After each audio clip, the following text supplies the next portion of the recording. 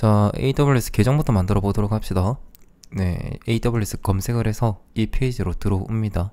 그 다음에 계정 생성을 클릭을 하고요. 기존에는 여러분들이 영어로 잡혀있을 건데 네, 이 부분 눌러서 한국어를 클릭을 하면 네, 한국어 번역이 됩니다. 자, 전 강의에 구글 계정 하나 만들어 오라고 했죠. 네, 여기다가 이메일 주소를 치도록 하겠습니다.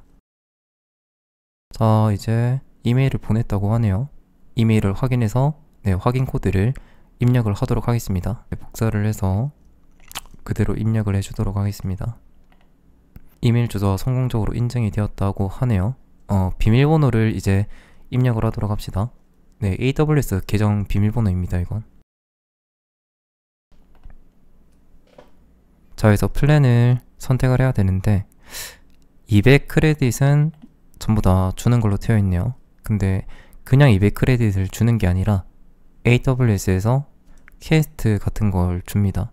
그거를 해서 한 4개인가 5개인가 있는데 그거를 해서 100 크레딧을 추가로 받는 거고요. 자, 여기서 무료랑 유료를 선택을 할 수가 있는데 무료는 6개월이 무료 기간이 지나거나 크레딧을 모두 사용한 후에는 유료 플랜으로 업그레이드를 할 수 있습니다 라고 되어 있네요. 선택하지 않을 경우 계정이 자동으로 해지된다고 합니다. 애초에 하려면 유료 플랜으로 선택을 하는 게 낫겠죠. 네, 유료 플랜을 선택을 해줍니다. 자, 여기서 개인을 선택을 하고요. 전체 이름은 영문 이름을 치도록 합니다. 국가 코드는 대한민국을 해야겠죠. 여기서 컨트롤 F를 누른 다음에 대한민국 네, 치고요. 그 다음에 전화번호는 10으로 쳐야 됩니다. 010으로 하면 안 됩니다. 10 따따따따 이렇게 치면 됩니다. 총 10자리겠죠. 국가 또는 리전은 대한민국을 치면 되겠죠. 대한민국을 치고요. 자, 여기서 주소 라인은 영문 주소를 입력을 해야 됩니다. 영문 주소를 검색을 한 다음에 여기다가 자신의 주소를 쓰면 되겠죠.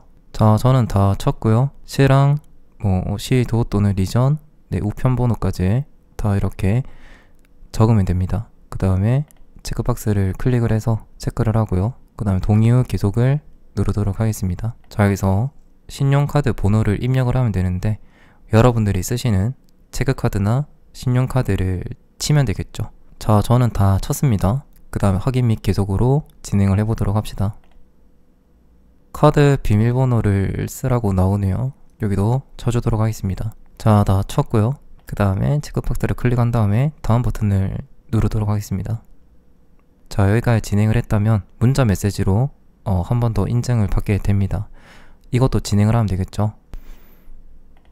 자, 코드를 확인하라고 나오는데 여기까지 진행을 해보도록 하겠습니다. 자, 이렇게 하면 AWS의 가입이 끝났습니다. 기본 지원은 무료를 선택을 하시면 됩니다. 가입 완료 버튼을 클릭을 하도록 할게요. 자, 가입이 끝났고요. 한번 로그인을 해보도록 합시다. 자, 로그인이 완료가 됐는데 크레딧을 한번 확인을 해야겠죠. 한국어로 번역을 해주고요. 그 다음에 결제 및 비용 관리로 들어갑니다. 그리고 크레딧을 한번 들어가 보도록 합시다. 지금 보면은 만료 날짜가 2026년 9월 22일까지네요. 근데 100달러 밖에 크레딧이 안 들어왔습니다. AWS에서 퀘스트 같은 걸 해야 20달러씩 5번을 해야 100달러를 더 추가로 주는 것 같습니다. 다시 AWS 콘솔로 넘어오고요. 자, 한국어로 다시 번역을 누르고요. 밑으로 내려보면 AWS 탐색 미션이 있습니다. 이 5가지를 완료를 해야 총 100 크레딧을 받을 수 있습니다. 저희는 유료 플랜을 선택을 했기 때문에 이 100달러의 크레딧을 1년 동안 무료로 사용을 할 수가 있죠. 하나로 약 14만원을 공짜로 받는 거라 무조건 해야겠죠. 근데 이 미션들이 자칫 잘못했다간 큰 비용이 나올 수가 있습니다. 한번 RDS 데이터베이스 생성을 들어가 볼까요? 2026년 3월 23일까지 완료를 할 수 있다고 하네요. 한마디로 1년 안에 이 미션을 하면 됩니다. 활동 시작을 한번 눌러보겠습니다. 밑으로 내려보면 AWS가 함정을 받았고요. 이 설정은 일반인이 잘못 설정했다간 요금 폭탄을 맞습니다. 그래서 이 설정을 잘 해야 되고요. 다시 콘솔로 돌아가 보겠습니다.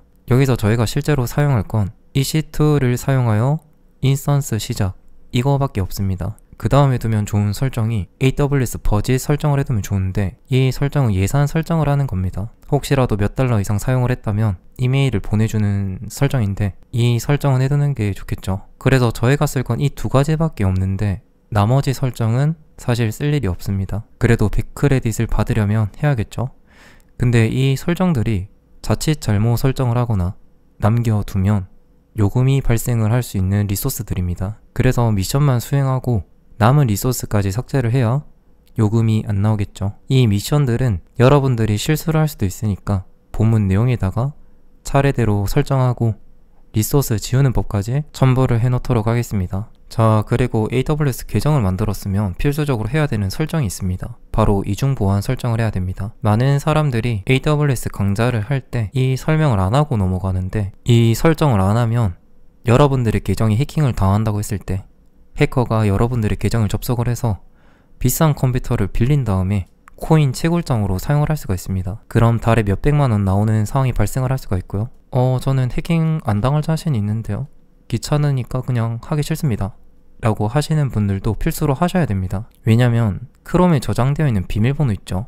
그걸로도 해킹이 가능합니다. 여러분들의 컴퓨터에 이상한 프로그램이 깔려 있을지 어떻게 해야 합니까? 이런 이중 보안을 안 한다면 여러분들이 공짜로 월세방을 해커에게 대여를 해줄 수 있다고 생각하시면 됩니다. 요금은 여러분들이 내게 되는 거고요. 물론 AWS 같은 대기업은 묻지마 면제를 해주긴 하는데 그 과정이 굉장히 귀찮고 복잡합니다. 그래서 애초에 해킹을 당하면 안 되겠죠. 이중 보안을 하고 지메일까지 이중 보안을 한다면 해킹 당할 리가 없으니까 필수로 해두는 게 좋겠죠. 한번 설정을 해볼까요? 우측 상단의 계정을 클릭을 하고요. 보안 자격 증명을 클릭을 합니다. 여기서 MFA 디바이스 할당을 클릭합니다. 디바이스 이름을 적어주도록 합시다. 이건 이중 보안을 할 앱에 나타나는 식별자이기 때문에 저는 이렇게 적어주도록 하겠습니다. 그 다음 인증관리자 앱을 선택을 해주고요. 다음 버튼을 클릭합니다. QR코드 표시도 눌러주고요. 그리고 여러분들의 휴대폰에 다운로드 받아야 할 앱이 있습니다. 어센드케이럴이라는 앱인데 안드로이드, 아이폰 둘 다 지원을 합니다. 이 앱을 앱스토어에서 다운로드 받습니다. 우측 상단의 프로필을 클릭해서 AWS로 회원가입했던 지메일 있죠?